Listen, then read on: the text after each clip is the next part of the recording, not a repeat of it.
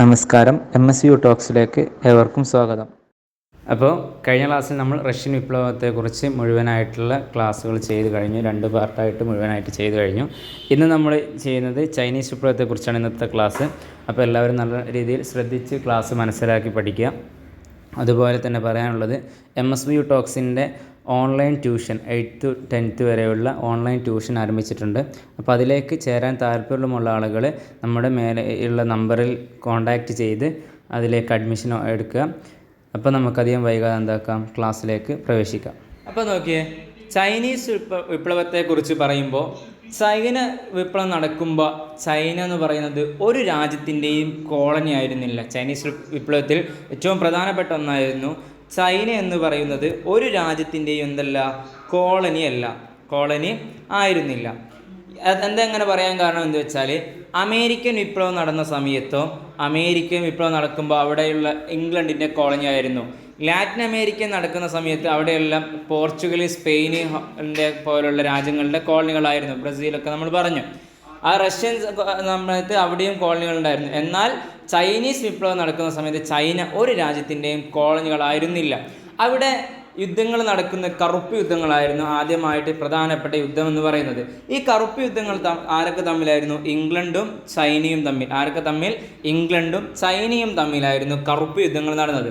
ഇതിൽ ഒന്നാം കറുപ്പ് യുദ്ധം നടക്കുന്നത് 1839-42 കാലഘട്ടത്തിലും രണ്ടാം കറുപ്പ് യുദ്ധം 856-860 കാലഘട്ടത്തിലുമാണ് നടക്കുന്നത്.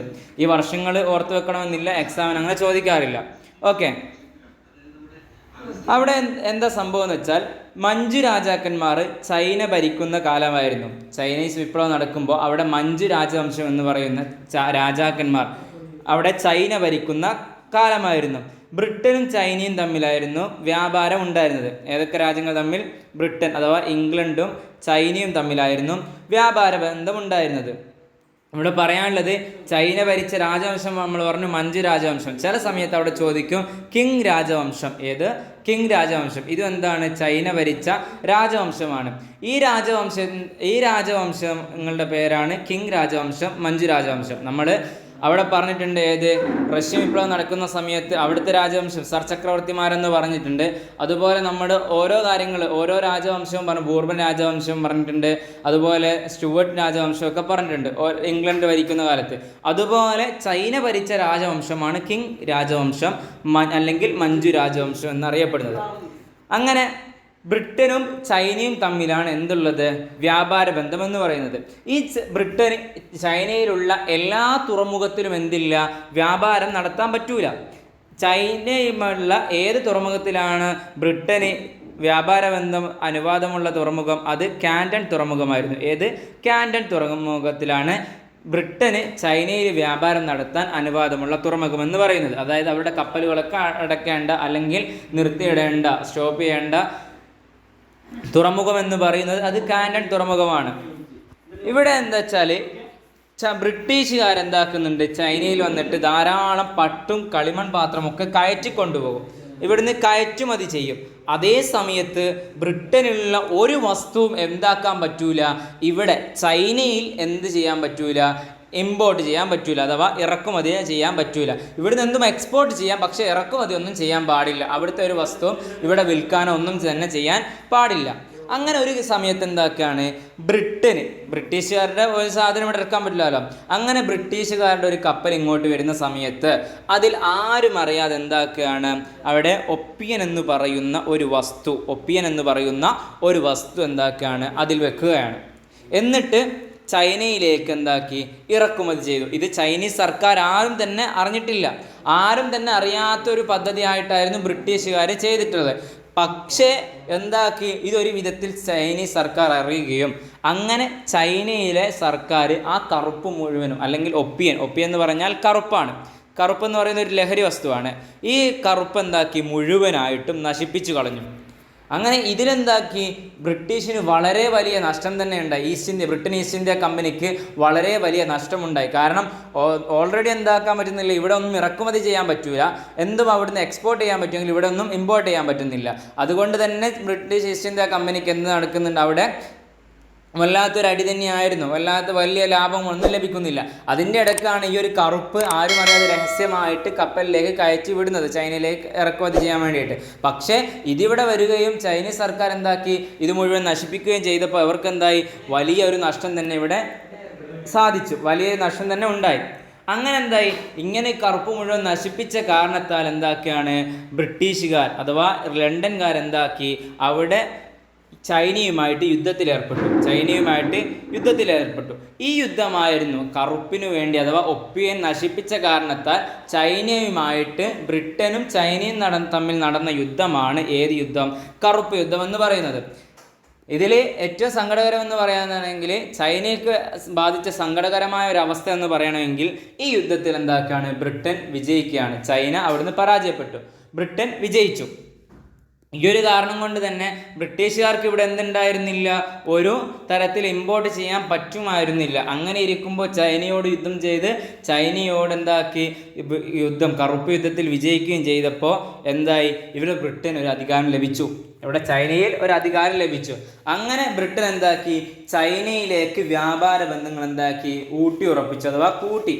അവർക്ക് ഇവിടെ എന്തും ഇറക്കുമതി ചെയ്യാമെന്നുള്ളൊരു അധികാരം കൂടി ലഭിച്ചു, ചൈനക്കാർക്ക് ലഭിച്ചു. അങ്ങനെ അതിനുശേഷം പിന്നീട് ചൈനയിലേക്ക് ധാരാളം വിദേശ രാജ്യങ്ങൾ കടന്നു വന്നു. അങ്ങനെ ചൈനയുമായി വ്യാപാര ബന്ധത്തിൽ വന്ന രാജ്യങ്ങളായിരുന്നു France, Portugal, Hungary, Holland, Spain, ഏറ്റവും അവസാനം വന്ന അമേരിക്ക. ഏതൊക്കെ? France, Portugal, Hungary, Holland, Spain, America. ഇതിലുള്ള എല്ലാ രാജ്യങ്ങളും എന്താക്കി, വിദേശ രാജ്യങ്ങൾ ഇവിടെ ചൈനയിലേക്ക് വന്ന് വ്യാപാര ബന്ധം സ്ഥാപിച്ചു.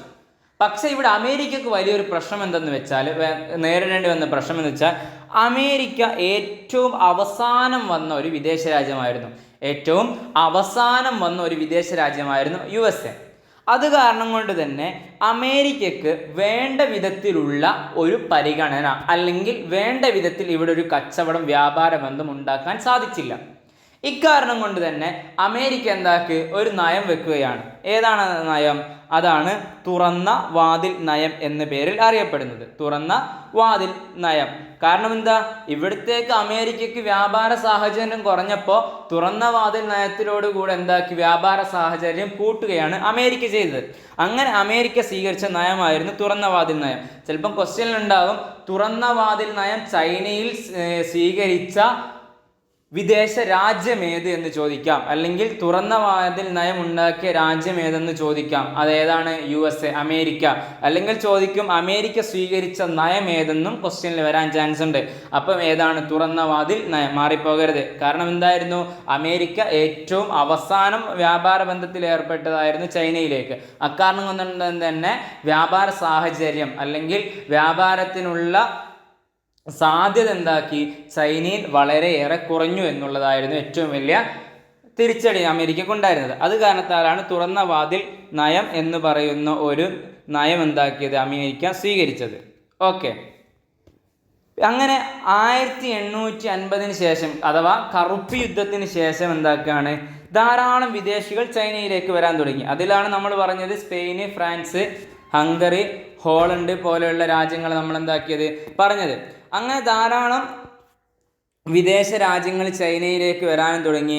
അവസാനം മിഷനറീസ് അതുപോലെ തന്നെ ധാരാളം സംഘങ്ങളൊക്കെ എന്താക്കി, ചൈനയിലേക്ക് ഇമ്പോർട്ട് ചെയ്യാൻ തുടങ്ങി. അവിടുന്ന് ആദ്യം എന്തായിരുന്നു ബ്രിട്ടൻ ഉണ്ടായിരുന്ന അനുവാദം, എക്സ്പോർട്ട് ചെയ്യുക, ഇമ്പോർട്ട് ചെയ്യാൻ ഒന്നും തന്നെ പറ്റില്ല. പക്ഷേ രണ്ടാം കറുപ്പ് യുദ്ധം 1850 ശേഷം, കറുപ്പ് യുദ്ധത്തിന് ശേഷം ഇവിടെ എന്തും എക്സ്പോർട്ട് ചെയ്യാം എന്നുള്ള രീതിയിലായി. മിഷനറീസൊക്കെ ഇവിടെ എന്താക്കി വരാൻ തുടങ്ങി. ഇത് സാധാരണക്കാരായ ആളുകൾ എന്താക്കി, അസ്വസ്ഥരാക്കി, അവർക്ക് വല്ലാത്ത പ്രയാസമുണ്ടാക്കി. അവരെന്താക്കി, അതുപോലെ കർഷകർ മുഴുവനും വിദേശികൾക്കെതിരെ എന്താക്കി, സംഘടിക്കാൻ തുടങ്ങി. ആരൊക്കെ?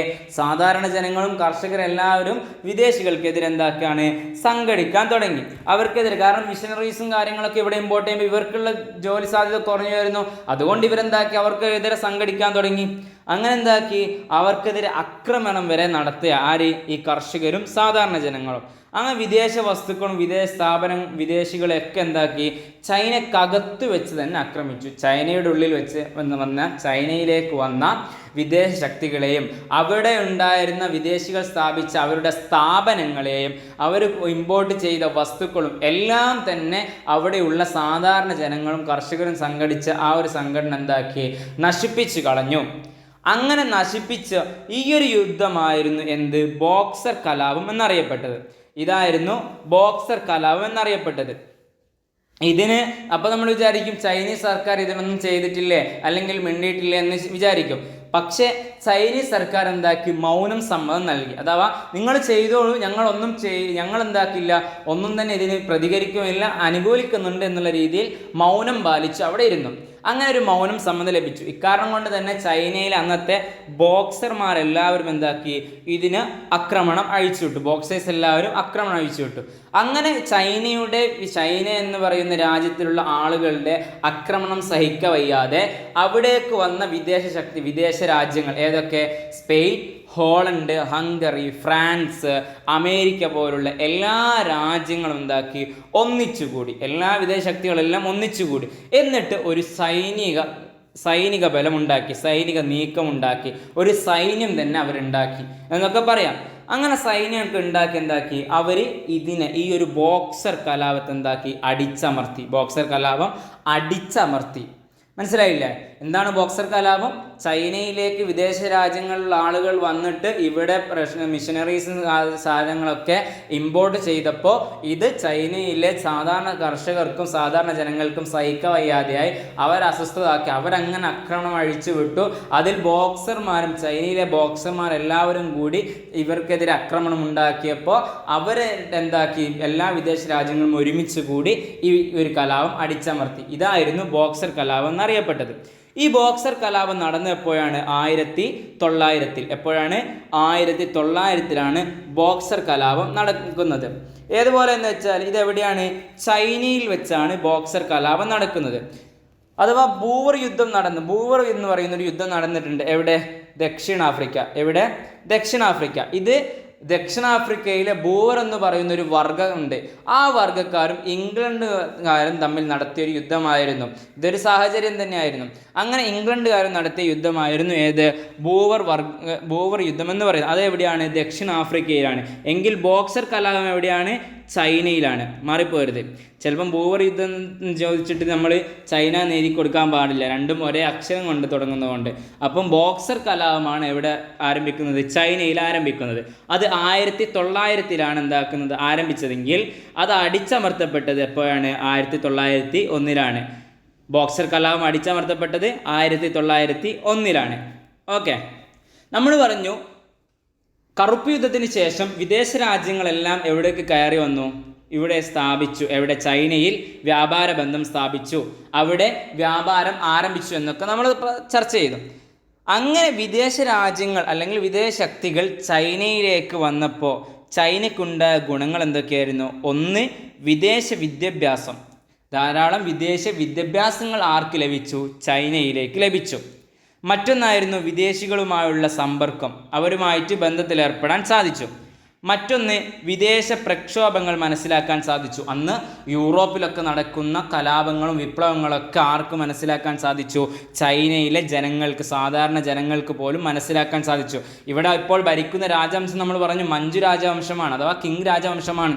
ഇവരുടെ ഒരു നെറികെട്ട രാജ്യഭരണ രീതിയായിരുന്നു. ഓക്കെ, അങ്ങനെ ഈ ചൈനയിലേക്ക് വിദേശ ശക്തികൾ വന്നതുകൊണ്ട് ഇങ്ങനെയുള്ള ഗുണങ്ങളൊക്കെ ഉണ്ടായി. അങ്ങനെ വിദേശ വിദ്യാഭ്യാസം കാരണത്താൽ ഒരു വൈദ്യശാസ്ത്രത്തിൽ ബിരുദം നേടിയ ചൈനീസ് ക്രിസ്ത്യാനിയുണ്ട്. ആരാണ്? ഡോക്ടർ സൺ യത് സൺ. എന്താണ് ഈ ഡോക്ടർ സൺ യത് സണ്ണിനെ മാത്രം പറയാൻ കാരണമെന്ന് വെച്ചാൽ ഇദ്ദേഹമാണ് പിന്നീട് ചൈനയിലേക്ക് വിപ്ലവം കൊണ്ടുവരുന്നത്. മഞ്ചു രാജവംശത്തിനെതിരെയുള്ള വിപ്ലവം കൊണ്ടുവരുന്നത്. ചൈനയിലെ നെറികെട്ട ഭരണത്തിനെതിരെ എന്താക്കി ഒരു വിപ്ലവം പുറപ്പെട്ടു. അദ്ദേഹം ഒറ്റക്കല്ല. ഈ മഞ്ചു രാജവംശത്തിനെതിരെ പ്രവർത്തിക്കുന്ന അല്ലെങ്കിൽ ഇവരെ ഇഷ്ടമില്ലാത്ത ധാരാളം ആളുകളുണ്ട്. അവരെ എല്ലാം ഒരുമിച്ച് കൂട്ടിയിട്ടാണ് ഇദ്ദേഹം എന്താക്കുന്നത്? ഒരു വിപ്ലവം നടത്തിയത്.